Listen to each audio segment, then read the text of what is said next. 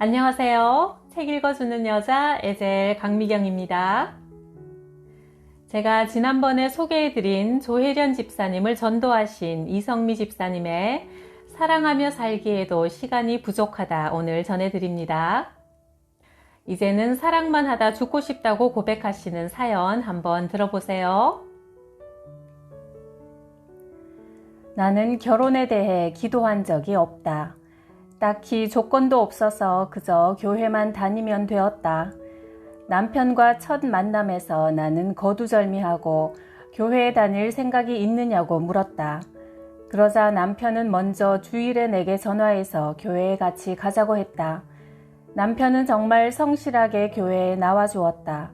결혼하고 나서 만약 마음이 바뀌어서 교회에 안 다니면 이혼하겠다고 으름장을 놨는데 지금까지 교회를 빠진 적이 없다.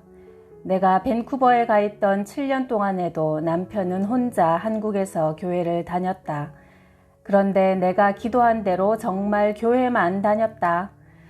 부부로 살면서 갈등하지 않는 부부는 없겠지만 나는 자격지심 때문에 남편이 조금만 내 자존심을 건드려도 파르르 떨었다.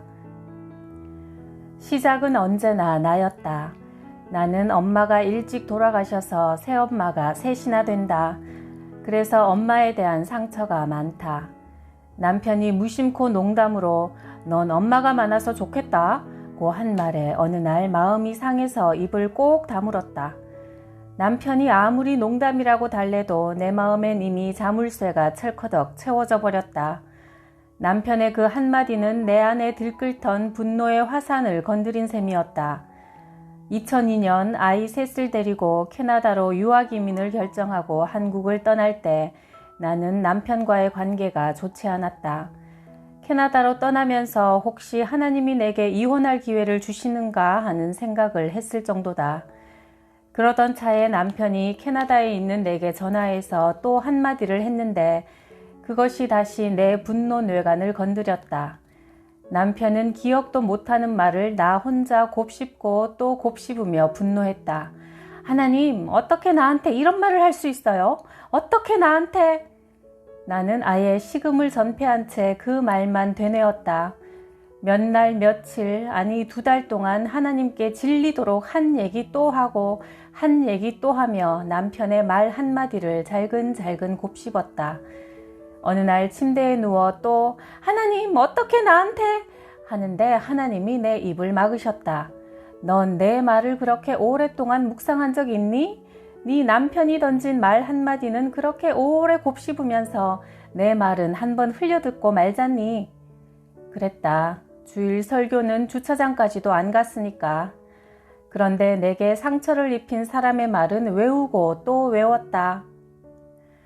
남편은 기억도 안 나는 일에 짜증내고 화를 내는 나를 참 무던히 참아주었다. 그런데 나는 그냥 참아주는 것도 싫었다. 수화기 너머로 계속 냉랭함만 오가자 나는 이혼을 생각했다. 이렇게 멀리 떨어뜨려 놓으신 건 이혼하기 편하라고 그런 건지도 몰라. 그렇다면 캐나다에 사는 동안 정리하는 게 낫겠지? 한국도 아니니까 시끄러워도 덜 시달릴 거고. 나는 하나님이 주신 기회라고 생각했다. 그래도 하나님께 허락은 받아야겠기에 승낙이 떨어질 때까지 기도하기로 했다. 매일 시간을 정해놓고 기도했다. 하나님, 이 사람 저랑 살기 너무 힘들 거예요. 저보다 더 좋은 사람 만나서 행복하게 살게 해주세요. 저는 괜찮아요. 제가 이 사람의 행복을 막고 있잖아요. 하나님, 이 사람 너무 안쓰럽고 불쌍해요. 나는 그렇게 한 달을 토시 하나 안 틀리고 똑같은 기도를 반복했다. 나 같은 여자 만난 남편이 불쌍하다고 안 됐다고 기도했다. 그러나 하나님은 답이 없으셨다. 내가 응답을 받아야 이혼하겠다는데 도대체 왜 이러시나 싶었다. 하나님은 무조건 내 편이니까 오케이 하실 거라 믿었다. 그러던 어느 날 또 하나님 이 사람 하고 기도를 시작하는데 갑자기 벼락 같은 소리가 들렸다. 그 가증스러운 기도 집어치워라. 나는 너무 깜짝 놀랐다. 동시에 들켰다는 생각이 들었다. 그제서야 난 나를 드러냈다. 네, 하나님, 저 이 남자 싫어요. 저랑 안 맞아요. 그래서 헤어지고 싶어요. 이게 제 본심이에요. 내 속에 숨겨둔 진심을 토해내며 꺼이꺼이 울었다. 그동안 거짓으로 기도한 내가 창피했고 내가 얼마나 교만하고 위선적이고 가식적이었는지 알게 되었다. 그동안 드린 내 기도는 내가 생각해도 역겨웠다. 나는 다시 내 속마음을 하나님께 토해놓았다. 하나님, 이제야 제 속을 털어놓네요. 전 비련의 여주인공처럼 제 남편이 저를 버린 거라고 위선을 떨고 싶었어요. 그래야 사람들이 제 편이 될 거라고 생각했어요. 제 속마음을 숨기고 정말 가증스러운 기도를 했네요. 제가 잘못했어요. 그런데 주님, 다시 해볼게요. 그 순간 나는 깜짝 놀랐다. 다시 해보겠다고? 그럼 이혼은 어떡하고? 내 입을 틀어막았다. 내가 지금 무슨 기도를 하는 거야? 그때 하나님이 십자가를 보여주셨다. 이게 뭐죠? 한쪽에 십자가들이 무수히 버려져 있었다. 다들 지고 가다가 버리고 간 십자가란다. 저 십자가를 누군가 또 져야 하지 않겠니? 주님, 제가 한번 해볼게요. 제 십자가는 제가 지고 갈게요. 하나님이 우리 기도에 응답하시지 않는 것이 아니라 어쩌면 내가 듣고 싶어하는 응답이 아니어서 계속 내 뜻대로 답을 주시길 기다리는지도 모른다. 나는 지금도 남편과 종종 갈등한다. 하지만 주님 안에서 변화될 남편을 기대하므로 예전처럼 속상하지 않다. 내가 오늘보다 내일 더 예수님을 닮아가는 만큼 남편도 그럴 것이므로 오늘보다 내일을 더 기대하는 마음으로 새벽 기도에 나가기 시작했다. 사람의 말에 넘어지지 않도록 나를 깨워서 주님의 말씀에 귀 기울이려고 말이다. 오래전 내가 한국에서 방송했을 때 한 선배가 네가 앞으로 험난한 인생을 헤쳐나가려면 욕을 배워야 한다면서 욕을 가르쳐 주었다. 하지만 나는 입을 열어 욕을 직접 하지는 않았다. 그런데 오랜 시간 욕을 듣는 것만으로도 내 언어 습관에 영향을 미친다는 걸 알게 되었다. 대본 연습을 하는데 욕을 가르쳐 준 선배가 자꾸 내가 틀렸다고 지적했다. 욕설과 함께. 나는 자꾸 욕을 들으니까 나도 모르게 야, 네가 틀렸어, 이 X야. 너나 잘해, 이 X야. 하고 욕을 해버렸다. 나도 모르게 몇 년 동안 들었던 욕들이 거침없이 쏟아져 나온 것이다. 순간 나도 놀랐지만 내게 욕을 가르쳐준 선배도 얼굴이 하얘졌다. 그래, 가르친 보람이 있다. 이제 더 이상 안 배워도 되겠다. 나는 그 뒤로 너무나 거침없이 욕을 했고 그때마다 통쾌함을 느꼈다. 나중에는 말을 욕으로 시작해서 욕으로 마무리해야 직성이 풀렸고 속이 시원했다. 심지어 칭찬할 때도 욕으로 했다. 그렇게 욕이 입에 배고 보니 아들 은기한테도 잘해도 욕했고 못해도 욕했다. 욕이 착착 입에 감겼다. 넌 어쩜 그렇게 잘하냐, 이 미친놈아. 이 새끼 너 진짜 똑똑하다. 이렇게 아들은 내 욕을 먹으면서 자랐다. 나는 그것이 잘못인 줄도 몰랐다. 내 자식한테 욕하는데 누가 뭐래? 하며 거침없이 욕을 퍼부었다. 그것이 아들에게 상처가 된다는 걸 한 번도 생각해 본 적이 없었다. 그런데 아들이 사춘기가 되면서부터 관계가 나빠지기 시작했다. 나를 무시하는 태도나 말투에 피가 거꾸로 솟는 것 같았다. 저걸 죽여 살려, 저런 쓰레기 같은 놈. 네가 그러니까 안 돼.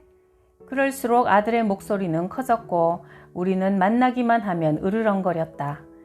새벽 기도에 나가서 나는 울며 불며 하나님께 부르짖었다. 하나님, 못 살겠어요. 난 이 자식 때문에 살 수가 없어요. 내가 낳은 놈이 맞나요? 어떻게 이런 놈이 있냐고요? 나는 기도하면서도 욕을 했다. 새벽마다 몸부림치며 울고 집에 오면 아들과 싸우고 정말 지옥 같았다. 나는 기도하면 어느 날 아이가 내 방 문 앞에서 석고대죄하며 어머니, 그동안 제가 잘못 살았습니다. 어머니가 기도해 주신 덕분에 제가 깨우쳤습니다. 하나님이 제게 나타나셨습니다. 하는 날이 올 거라고 기대했다. 하지만 아들은 전혀 변하지 않았고 그럴수록 나는 하나님께 울며 불며 악을 썼다. 하나님, 아들 좀 혼내주세요. 저 자식 좀 바꿔주세요, 제발. 그렇게 몇 년이 흘렀을까? 여전히 우리는 말로 불꽃 튀기는 전쟁을 쉬지 않고 했다. 지금 돌아보니 싸움의 시비는 늘 내가 걸었다. 컨디션이 나쁘거나 바깥에서 안 좋은 소리를 들었거나 남편하고 싸웠거나 하면 아들한테 화풀이를 했다. 부모라는 권력을 앞세워서 힘없는 애들에게 막 해댔다. 그날도 한국에 있는 남편과 전화로 말다툼을 하고 나서 시비 걸 곳을 찾는데 아들이 공부는 안 하고 컴퓨터를 하고 있었다. 나는 아들에게 소리쳤다. 야! 나와! 그러자 아들은 나 지금 컴퓨터 하고 있잖아. 이따 얘기해! 했다. 순간 나는 화가 머리끝까지 나서 손이 올라갔다. 이런 싸가지 없는 놈, 어디 엄마한테 버르장머리 없이 소리를 질러! 야, 이 새끼야! 나오라면 나오지 말이 많아! 손으로 아들을 내리치려 하자 아들이 내 손을 붙잡았다. 순간 나는 너무 당황해서 머리가 하얘졌다. 이놈 봐라. 나보다 힘이 센걸. 옛날에 어리고 약한 아들이 아닌데. 잘못하면 내가 맞겠는데. 때리면 어떡하지? 그런데 아들이 던진 한마디에 정신이 번쩍 들었다. 에이씨 진짜. 교회 집사라는 인간이, 연예인이라는 인간이 사람들이 이러는 거 알아? 바깥에선 그렇게 잘하고 안에서 이러는 거 누가 아냐고. 엄마 이러는 거 어디 가서 내가 말을 못해. 쪽팔려서 진짜. 순간 벌어진 입을 다물지 못할 만큼 움찔했다. 이 아이가 나를 다 알고 있구나. 내가 다 들켰구나. 나는 순간 맥이 빠졌다. 그리고 아이에게 잡혔던 손을 빼고는 2층 내 방으로 올라가 멍하니 하늘을 보며 하나님께 중얼거렸다. 하나님, 이놈이 저를 너무 잘 아네요. 제가 어떻게 하고 사는지 다 알고 있어요. 정말 다 컸어요. 어느 날 아들이 학교를 빼먹고 방에서 뒹굴었다. 나는 아들의 뒤통수에다 대고 소리쳤다. 한심한 놈, 너 뭐가 되려고 그러니? 미친놈아! 쓰레기 같은 놈, 넌 아무짝에도 못 쓴다, 이 XX야! 그때였다. 아무 생각 없이 욕을 내뱉는데 내 마음을 내리치는 한마디가 들렸다. 네 아들, 네가 말한 대로 만들어줄까? 그 순간 몸이 부르르 떨려 나는 방에 들어가 울부짖으며 기도했다. 하나님, 잘못했습니다. 제 아들이 제가 17년 동안 욕한 대로 되었다면 미친 개가 되어 길바닥에서 피 흘리며 죽었을 거고 정신병자가 되었을 겁니다. 하나님, 저를 용서해 주세요. 제 안의 분노 때문에 뱉어낸 말입니다. 잘못했어요. 정말 이제 다시는 욕하지 않을게요. 그렇게 회개하고 난 뒤 놀랍게도 내 입에서 욕이 떠나갔다. 그리고 그 뒤로 정말 다시는 아이에게 욕을 하지 않았다. 내가 욕을 하지 않게 되자 아들이 긴장하기 시작했다. 일주일이 지나자 내 주위를 맴돌며 슬슬 눈치를 보았다. 엄마, 저 물어볼 게 있는데요. 왜 욕 안 하세요? 아들이 존댓말까지 하는 걸 보니 확실히 긴장한 모양이었다. 사실 하나님이 엄마에게 두려운 마음을 주셨어. 내가 욕한 대로 네가 될까봐 두려웠어. 그래서 엄마 욕 안 하기로 하나님 앞에서 약속했어. 앞으로 욕 안 해. 그러자 아들은 아니, 하나님은 17년 동안 가만히 계시더니 왜 이제야 말씀하시는 거야? 했다. 그래서 이렇게 말해 주었다. 하나님은 엄마한테 계속 말씀하셨는데 엄마가 교만해서 못 들은 거야. 난 내가 잘하는 줄 알았거든. 성경에 귀 있는 자가 듣는다고 했지. 이제 엄마가 그 귀 있는 자가 됐어. 엄마 이제 욕 안 해. 아들이 2층으로 올라가며 동생들에게 한마디 했다. 너희들은 좋겠다. 엄마가 변해서 욕 안 먹잖아. 아들에게 욕을 하지 않게 된 이후 집안 분위기가 급속도로 달라졌다. 어느 날 오빠 밥 먹으라고 해 하며 둘째를 올려보내자 딸이 깜짝 놀라서 뛰어내려오며 소리쳤다. 엄마 큰일 났어. 응? 왜? 무슨 일이야? 오빠가 공부를 해. 뭘 해? 공부를? 이게 대체 무슨 소린가? 우리 아들이 공부를 한다고? 나는 내 귀를 의심했다. 그리고 그때 알았다. 내가 새벽마다 아들을 변하게 해달라고 그렇게 몸부림쳤지만 변해야 할 사람은 바로 나였다는 것을. 내가 바뀌니 아들도 변하고 집안 분위기도 달라지기 시작했다. 다음 날 새벽 기도에 가려고 집을 나서는데 아들이 방에서 불쑥 나왔다. 새벽 기도에 같이 가겠다고 따라 나섰다. 무슨 일이냐고 했더니 엄마처럼 지랄 맞은 여자도 변하는 걸 보면 하나님이 살아계신 게 분명해 했다. 칭찬인지 욕인지 모르지만 내가 생각해도 틀린 말은 아니었다. 아들은 그날부터 나와 함께 새벽 기도를 다니게 되었다.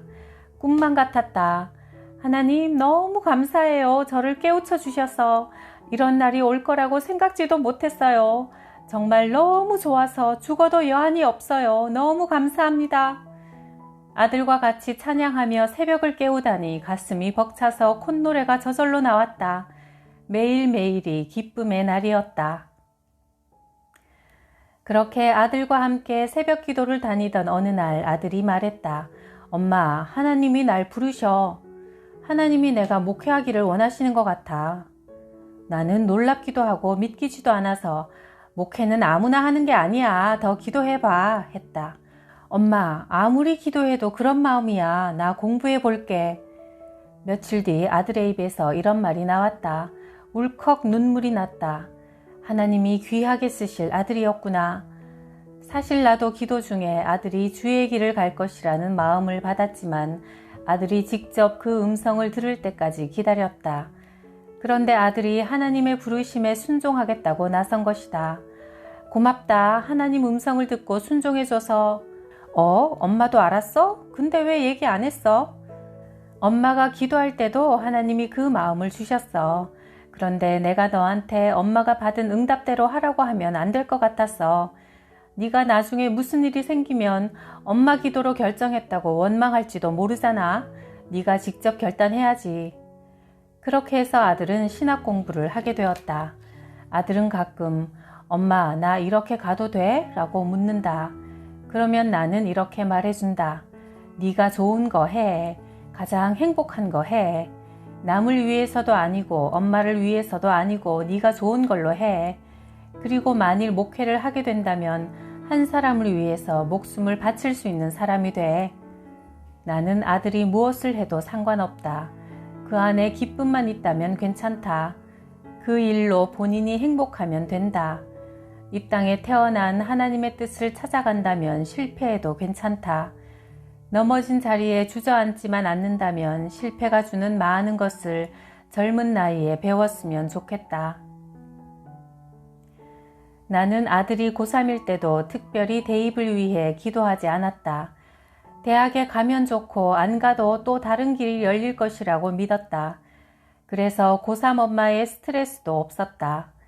그런데 아들은 나와 관계를 회복하고 나서 가장 먼저 인류대학을 가고 싶다고 했다. 그동안 엄마 속을 썩였으니 좋은 대학에 들어가서 보답하고 싶다는 것이다. 그 말에 감격스러워 눈물이 났다. 말만 들어도 좋았다. 좋은 대학을 가든 안 가든 그런 마음을 가져준 아들이 너무 고마웠다. 그래서 기도하기 시작했다. 하나님, 아들이 어느 대학을 가면 좋을까요? 하나님이 원하시는 길로 인도해 주세요. 며칠을 기도하는데 하나님은 내게 평안을 주셨다. 아들이 어느 대학을 가든 좋았기에 아들이 스스로 결정할 때까지 나는 기다렸다.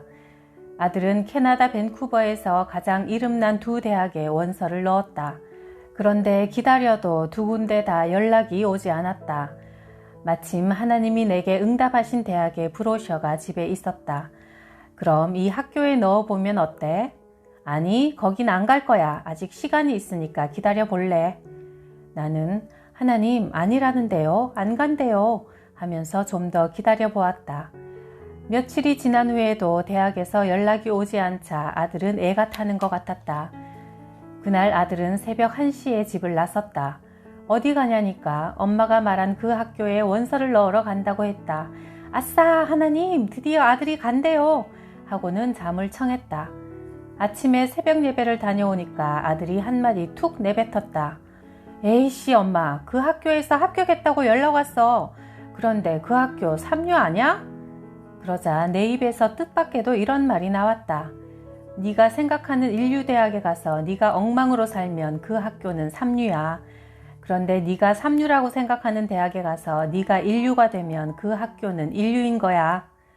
이렇게 말해놓고 나서 나도 깜짝 놀랐다.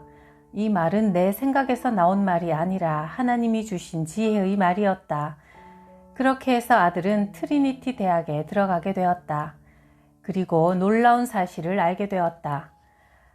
트리니티 대학이 유일하게 동성애를 인정하지 않아서 국가 지원이 끊어졌고 그래서 형편이 어려워졌다는 것이다. 나는 하나님이 왜 아들을 그곳에 보내시도록 기도하게 하셨는지 알 것 같았다. 하나님은 우리 입술의 고백을 하나도 놓치지 않으신다. 내가 이렇게 욕을 끊고 변한 이후로 막내를 잘 야단치지 않는다. 하지만 아들은 그게 불만이었다. 엄마, 애는 그렇게 키우면 안 돼. 버르장머리가 없어진다고. 그러니까 나를 키우듯이 야단치고 혼내. 그럴 때마다 난 아들에게 이렇게 말한다. 아들아, 사랑하며 살기에도 시간이 모자라. 내 가슴에 너희들과 사랑의 기억을 담기에도 시간이 부족해. 그러면 아들은 뒤돌아서며 까칠하게 한마디 한다. 엄만 사랑이 너무 많아졌어. 옛날하고 너무 달라. 애들 버르장머리 없어진다고.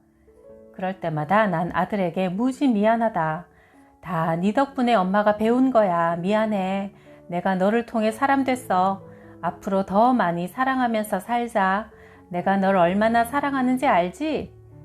첫째한테 배운 노하우로 둘째와 셋째는 야단치기보다 칭찬하고 격려하게 되었다. 시험에서 40점을 받아온 아이에게 와, 40점이나 맞았어? 틀린 거 복습만 해. 그럼 넌 100점 맞은 아이랑 똑같아. 하자 아이는 쪼르르 가서 복습했다. 그리고 와서 내 허리를 안으며 이랬다. 엄마 고마워. 사실 나 많이 힘들었어요. 점수가 나빠서. 내 자신한테 실망했는데 엄마가 내게 칭찬해 주시니까 더 힘들더라고요. 열심히 할게요. 아이는 다음 시험에서 80점을 받아왔다. 어떻게 이렇게 잘했어? 와우! 나는 엄지손가락을 치켜 올렸다. 그러자 아이는 자랑스럽게 말했다.